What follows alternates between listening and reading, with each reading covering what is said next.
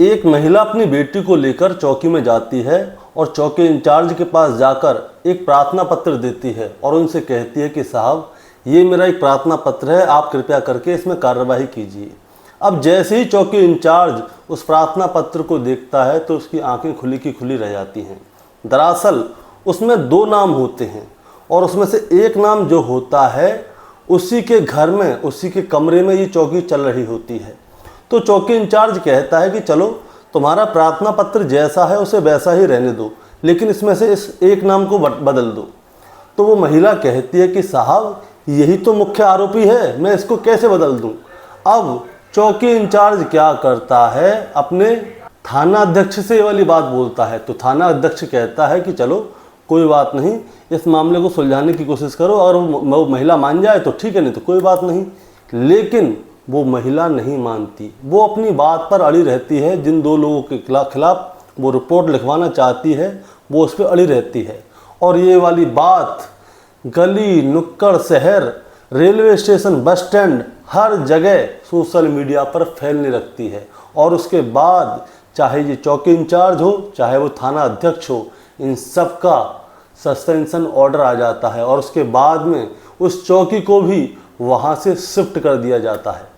तो दोस्तों, क्या थी ये कहानी, कौन थी ये महिला और कौन था ये जो जिसके घर में चौकी चल रही थी, ऐसी क्या बात थी? आज की इस कहानी से हम ये जानना चाहेंगे कि आखिर ऐसा क्या हुआ कि पूरी चौकी एक जगह से दूसरी जगह पे शिफ्ट हो गई।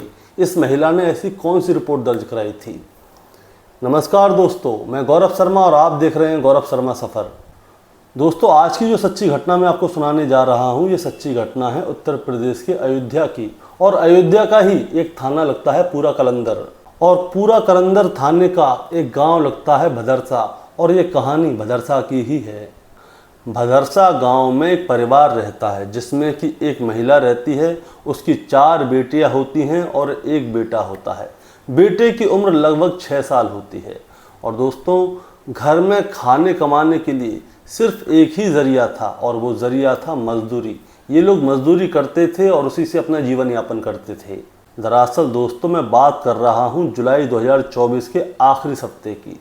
इसमें क्या होता है, इस महिला की जो सबसे छोटी बेटी होती है, जिसकी उम्र होती है 12 साल, उसकी तबीयत थोड़ी थोड़ी करके ख़राब होने लगती है। अब लड़की क्या है, थोड़ी थोड़ी झटपटाने लगती है क्योंकि उसके पेट में दर्द हो रहा होता है। अब जब दर्द हद से ज़्यादा बढ़ने लगता है तो उसकी माँ क्या करती है, उसे हॉस्पिटल ले जाती है दिखाने के लिए। अब हॉस्पिटल में दिखाने के लिए जाती है तो डॉक्टर उसका चेकअप करता है।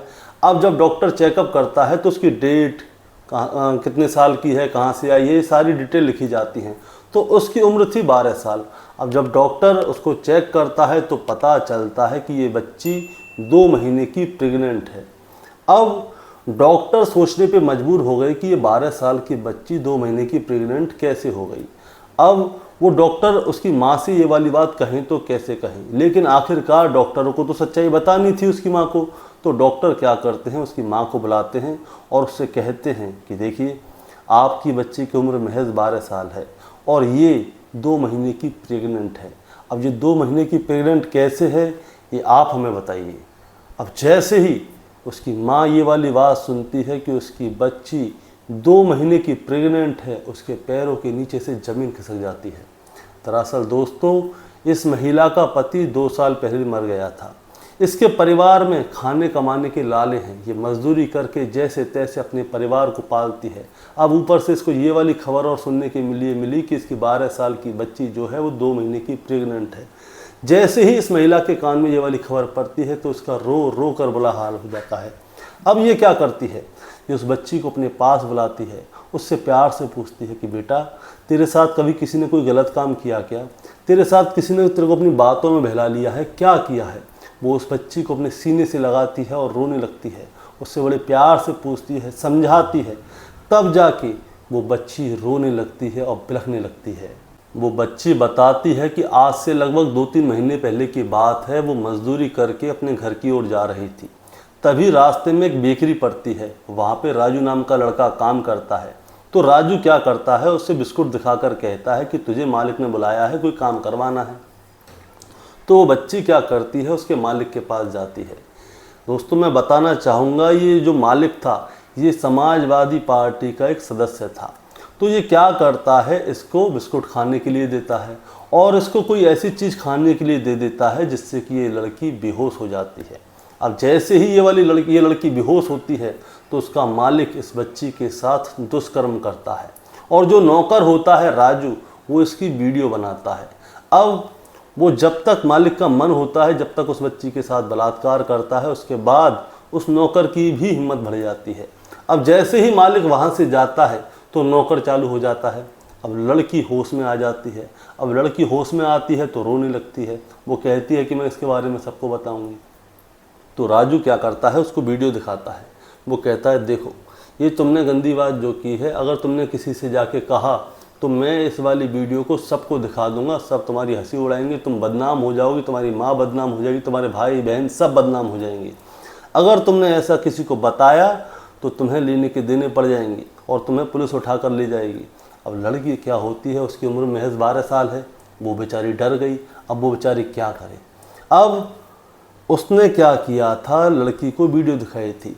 अगर वीडियो जिस दिन उसके साथ गलत काम हुआ था, अगर लड़की उसी दिन बता देती और उनकी बातों में ना आती तो वो बच्ची बच सकती थी। लेकिन बच्ची को क्या है, डर लगता है। अब बच्ची को डर लगता है तो वो वहाँ से चुपचाप चली जाती है। अब राजू की और उसके मालिक की जो है हिम्मत बढ़ जाती है। अब हिम्मत बढ़ जाती है तो वो बच्ची रोज़ाना वहाँ से जाती थी। अब जैसे ही वो वहाँ से जाती थी तो राजू इशारे करता था, उसको बुलाता था, नहीं तो वो वीडियो सबको दिखाएगा। तो वो बेचारी बच्ची क्या है, डरती सहमती, उनके जब वो बुलाते थे तभी उनके पास चली जाया करती थी। अब दोस्तों समय आगे गुजरने लगता है। अब जब समय गुजरने लगता है तो उस लड़की को तकलीफ़ होना शुरू हो जाती है। अब जब तकलीफ़ होना शुरू हो जाती है तो उसकी माँ डॉक्टर के पास लेके जाती है और डॉक्टर के ज़रिए उसकी माँ को पता चलता है कि उसकी बच्ची 2 महीने की प्रेग्नेंट है। अब उसकी माँ को जैसे ही ये वाली बात पता चलती है और किसने इसके साथ बलात्कार किया है ये वाली बात पता चलती है, तभी उसकी माँ अपनी बच्ची को लेकर जो वहाँ पे भदरसा चौकी थी वहाँ पहुँच जाती है। भदरसा चौकी के जो इंचार्ज होते हैं उनका नाम है अखिलेश गुप्ता। वो उनके पास जाती है और वो कहती है कि साहब मेरी बेटी के साथ राजू और उसके मालिक मोहित खान ने दुष्कर्म किया है, जो कि बेकरी चलाता है और समाजवादी पार्टी का इसी इलाके का नगर अध्यक्ष भी है। अब जैसे ही चौकी इंचार्ज मोहित खान का नाम सुनते हैं तो वो तुरंत चौंक जाते हैं। दरअसल दोस्तों ये जो चौकी है भदरसा चौकी, ये भदरसा चौकी मोहित खान के घर में ही चल रही थी। अब चौकी इंचार्ज कहता है कि चलो ठीक है, तुम्हारे इस मामले में हम जांच पड़ताल करेंगे, लेकिन शर्त ये रहेगी कि इसमें से मोहित खान का नाम तुम निकाल दो। जो नौकर है, नौकर के ऊपर तुम सारा इल्ज़ाम डाल दो और मोहित खान को अलग कर दो। लेकिन उसकी बच्ची की माँ नहीं मानती। वो कहती है कि ये जो मोहित खान है यही तो मुख्य आरोपी है, इसी ने मेरी बच्ची के साथ दुष्कर्म किया है। लेकिन क्या होता है, जो भदरसा चौकी के जो इंचार्ज हैं वो उसकी रिपोर्ट नहीं लिखते। अब समय गुजरने लगता है। अब समय जैसे ही गुजरने लगता है तो उसकी माँ बार बार चौकी आती है लेकिन उसकी रिपोर्ट नहीं लिखी जाती। फिर उसकी माँ सीधे जाती है थाने, लेकिन थाने के जो थाना अध्यक्ष थे वो भी यहाँ पे टालम टोल कर रहे थे और बहाने बना रहे थे। अब क्या होता है दोस्तों, ये महिला थाने के चक्कर लगा लगा के परेशान हो जाती है। तब जाकर ये एक समाज सुधारक महिला होती है जो कि इसी इलाके की होती है, उससे जाके अपनी फरियाद करती है। जैसे ही वो महिला इसकी बात सुनती है तो वो सीधा थाने चौकी का रुख करती है और उनसे कहती है कि आप इनकी रिपोर्ट क्यों नहीं लिख रहे। लेकिन थाना अध्यक्ष और चौकी इंचार्ज उस महिला की भी बात नहीं मानते। अब जैसे ही उस महिला के साथ थाना अध्यक्ष और चौकी इंचार्ज की कहासुनी होती है तो उसके बाद में हो जाता है शोर।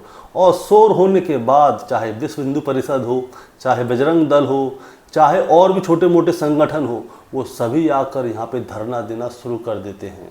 अब जैसे ही यहाँ पे धरना देना शुरू होता है तो इसकी वीडियो बनने चालू हो जाती हैं। वीडियो बनना चालू होती हैं तो व्हाट्सएप पे, फेसबुक पर, सोशल मीडिया पर ये सारी खबर फैलने लगती है। अब जैसे ही ये खबर सोशल मीडिया पर फैलने लगती है तो टीवी चैनल भी इसे प्रमुख रूप से दिखाने लगते हैं।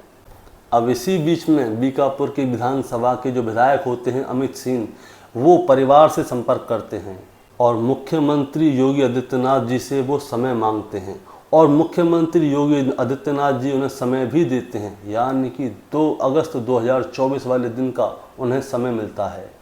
हालांकि योगी आदित्यनाथ जी जब उनको मिलने के लिए समय देते हैं उससे पहले ही एफआईआर दर्ज हो जाती है, लेकिन जैसे ही पुलिस को ये वाली बात पता चलती है कि ये परिवार योगी आदित्यनाथ जी से मिलने के लिए जा रहा है, तुरंत ही पुलिस एक्शन में आती है और जो काम घंटों में और दिनों में हो रहे थे वो काम सारे मिनटों में होना शुरू हो जाते हैं।